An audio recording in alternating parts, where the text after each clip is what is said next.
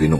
మొదటిది, కుక్క తనకు భోజనం పెట్టిన వారిని దైవంగా భావిస్తుంది కాబట్టి మనిషి వడ్డించింది ప్రసాదంగా తిని తృప్తిగా దీవిస్తుంది. రెండవది, శునకం కాలభైరవుని రూపం కాబట్టి శునకాన్ని ప్రసన్నం చేసుకునే వారికి శని ప్రభావం తక్కువగా ఉంటుంది. 3, కుక్కకు పెట్టిన ఒక్క ముద్ద వల్ల మనుషులు ఇంటికి, పంటకి, పిల్లలకి అన్నిటికీ కాపలా కాస్తూ నమ్మకంగా ఉంటుంది.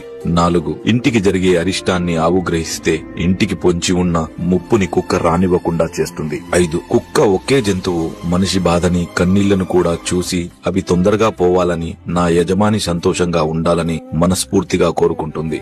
6, ఇంట్లో వాళ్ళు బయటికి వెళ్లేటప్పుడు బాధపడుతూ తిరిగి వచ్చాక ఎంతో సంతోషపడే ఏకైక జంతువు కుక్క మాత్రమే. 7, ప్రాణం పోసిన కన్నపుల్లలు పట్టించుకోకపోయినా పట్టెడు అన్నం పెట్టిన యజమాని కోసం ప్రాణాలైనా ఇవ్వడానికి సిద్ధపడుతుంది. 8, చివరగా కుక్క ఏడ్చిన ఊరు, ఎద్దు ఏడ్చిన వ్యవసాయం, ఆడది ఏడ్చిన ఇల్లు ఎప్పటికీ నిలవదని ఊరికే అనలేదు శునకమా అన్న విషయం